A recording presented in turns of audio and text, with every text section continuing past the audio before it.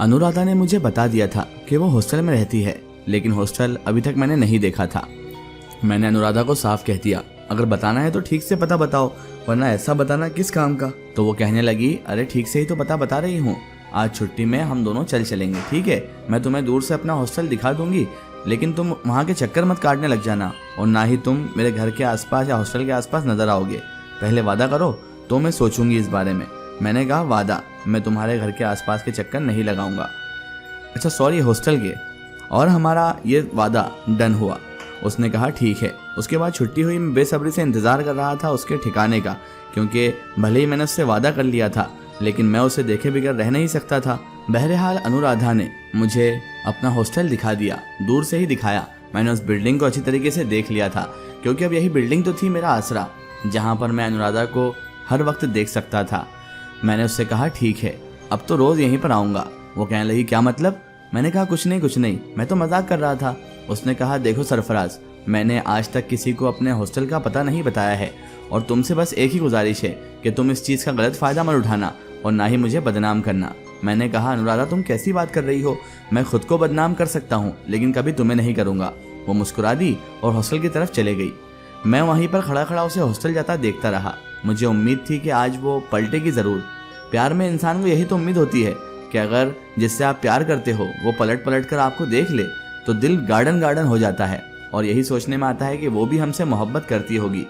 अनुराधा लेकिन पूरे रास्ते नहीं पलटी। जैसे ही हॉस्टल का गेट आया, मैंने निराशा से सर नीचे किया, और जैसे ही ऊपर उठाया तो देखा अनुराधा मेरी तरफ ही देखे जा रही थी। दिल में कलियां खिल चुकी थी। ऐसा लग रहा था मानो मेरी ख्वाहिश पूरी हो गई है, और मुझे ऐसा लगा कि अनुराधा ने मुझे देखकर स्माइल भी पास की।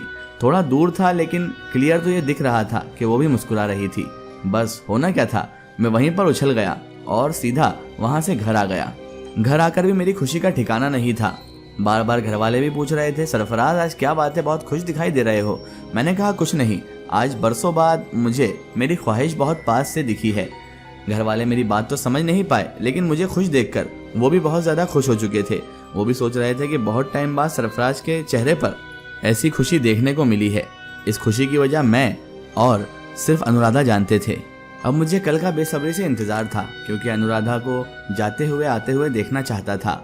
उसने मुझे हॉस्टल तो बता दिया था, लेकिन उसको ये नहीं पता था कि मेरे दिल में क्या चल रहा है, और शायद पता भी हो तो मुझे उससे क्या फ़र्क पड़ना था। मैं तो चाहता ही था कि मेरे दिल का हाल अनुराधा को भी पता चल जाए। बहरहाल दूसरे दिन मैं सुबह कॉलेज के वक्त से पहले ही अनुराधा के हॉस्टल की जानिब जाकर खड़ा हो गया था। मैंने सोचा था अनुराधा को सरप्राइज दूंगा, लेकिन सरप्राइज तो मेरे लिए था वहाँ पर तैयार पहले से ही, क्योंकि मैं कॉलेज के टाइम के 15 मिनट बाद तक वहीं पर खड़ा रहा, लेकिन अनुराधा नहीं आई। मन तो ऐसा किया था कि हॉस्टल चला जाऊं, लेकिन अनुराधा के गुस्से से बहुत ज़्यादा डरता था। उस लड़के की हालत तो मैंने आपको बताई ही थी, जिसे अनुराधा ने थप्पड़ रसीद किया था। जब से ही मैं अनुराधा के थप्पड़ से भी बड़ा डरता था, प्यार भी करता था और थप्पड़ से डरता भी था। अब मेरी जो कहानी थी वो दबंग की तरह नहीं थी कि थप्पड़ से डर नहीं लगता, प्यार से लगता है। मुझे थप्पड़ से ही डर लगता था, प्यार तो मैं खुशी खुशी उसे कर सकता था। बहरहाल अनुराधा मुझे मिली नहीं, इसीलिए मैं चुपचाप नीचे मुँह करके कॉलेज आ गया। जब कॉलेज में आया और क्लासरूम में इंटर हुआ तो मेरी हैरत का ठिकाना नहीं था। अनुराधा मेरे सामने ही क्लास में मौजूद थी। मैं उसे घूर कर देखने लगा कि ये किधर से आ गई। मैं तो वहाँ पर 15 मिनट पहले से पहुँच गया था। समझ नहीं आया था कुछ भी। जो सोचा था कि अनुराधा से ही सब पूछेंगे तभी सही रहेगा। अभी तो पूछना बेवकूफ़ी हुई कि क्लास का लेक्चर भी चालू हो चुका था। पहले तो सर ने मुझे खरी खोटी सुनाई, क्योंकि मैं क्लास में लेट पहुँचा था। उसके बाद अनुराधा भी मुझे घूर कर देखने लगी। मैंने उसे देखकर अपनी भवें उचकाई और कहा, क्या हुआ? तो उसने उंगली के इशारे से मुझे चुप रहने को कहा। मैं भी चुपचाप बैठा रहा। उसके बाद जैसे ही इंटर हुआ, मैं अनुराधा के पीछे पहुंच गया। सारी क्लास जानती थी कि अनुराधा और मेरी बहुत बनती है, इसीलिए सबको पता था कि मैं उससे खुले मिजाज से मिलता जुलता हूँ और बातचीत करता हूँ, इसलिए किसी ने भी ताज्जुब नहीं किया। मैं अनुराधा के पास जाकर ही बैठ गया। अनुराधा से पूछा, तुम किधर से आ गई कॉलेज, वो भी इतनी जल्दी? अनुराधा मुझे घूरते हुए बोली, अच्छा तो मतलब जनाब आपने हमारा पीछा आज किया ही है। मैंने आपको कल समझाया था ना सरफराज, तुम्हें कल साफ तौर पर बोल दिया था कि हॉस्टल के आसपास भी मुझे दिखाई मत देना, लेकिन तुम नहीं सुधरोगे। अच्छा हुआ मैं आज जल्दी आ गई, वरना कोई देख लेता तो शायद मुझे ही गलत समझता, लेकिन तुमसे मुझे ये उम्मीद नहीं थी सरफराज।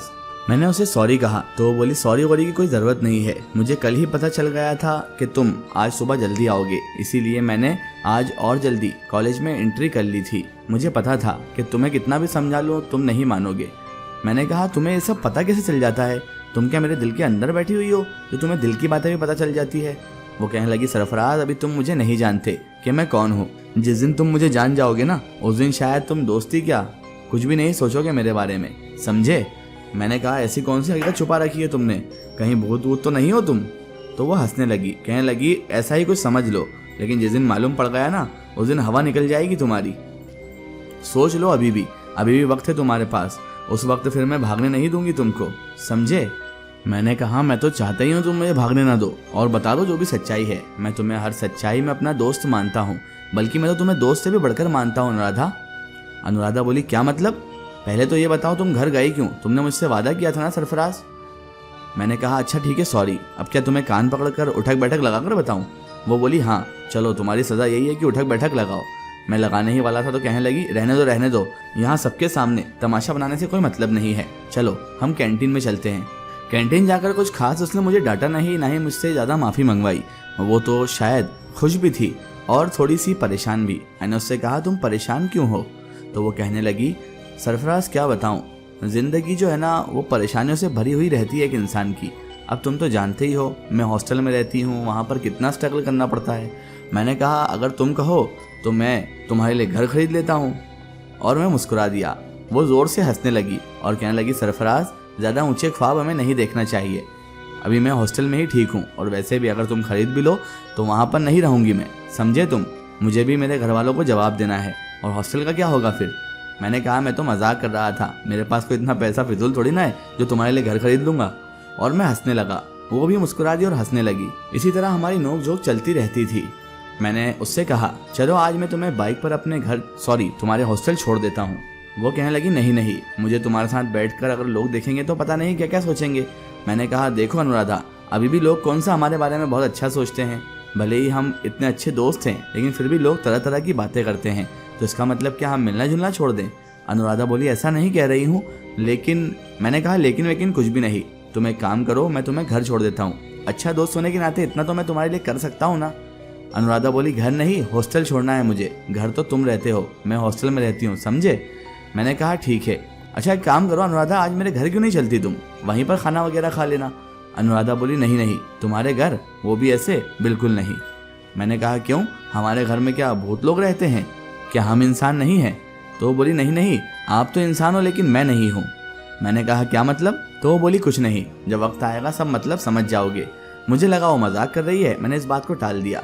वो मेरे साथ बैठकर नहीं गई हॉस्टल, और फिर दूसरे दिन कुछ ऐसा हुआ जिसने मुझे उथल पुथल कर रख दिया। हुआ कुछ यूँ था कि आज मैं तो कॉलेज पहुँच गया था, लेकिन अनुराधा आज अपसेंट थी। मुझे समझ नहीं आया कि अनुराधा आज कॉलेज क्यों नहीं आई।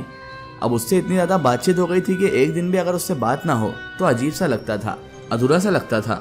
लेकिन उसको ये कैसे समझाऊं कि उसका एक दिन ना आना मुझे कितना इफेक्ट कर सकता है। वो तो नहीं आई, लेकिन मुझे उसकी याद बहुत ज़्यादा आ रही थी। मैंने सोचा क्यों ना हॉस्टल चलकर देखा जाए। जब हॉस्टल जाकर देखा तो वहाँ पर भी कोई नहीं था। इस तरह से कई दिन गुजर गए। अनुराधा ना कॉलेज में दिखाई दे रही थी ना हॉस्टल में। मुझे कुछ समझ नहीं आ रहा था, मैं बहुत ज़्यादा पगला गया था, या ये कह लीजिए कि मुझसे अब बर्दाश्त नहीं हो रहा था कि अनुराधा कहाँ है, कैसी है, कुछ भी मालूम नहीं था। तो मैं घबरा भी रहा था, समझ नहीं आ रहा था कि मैं अनुराधा को कैसे पता करूं कि वो कहाँ है, किस हाल में है। समझ नहीं आ रहा था कि कैसे पता करूं। मैंने सोचा क्यों ना हॉस्टल चलकर ही पूछा जाए कि वहाँ पर वो कहाँ रहती है, और मुझसे वैसे भी वेट नहीं हो रहा था। वैसे तो ये अच्छी बात नहीं थी, लेकिन 4-5 दिन हो गए थे अनुराधा को कॉलेज आए हुए। मैं उसकी तबीयत जानना चाहता था कि कहीं बीमार तो नहीं है। बस इसी वजह से मैं उसके हॉस्टल पहुँच गया।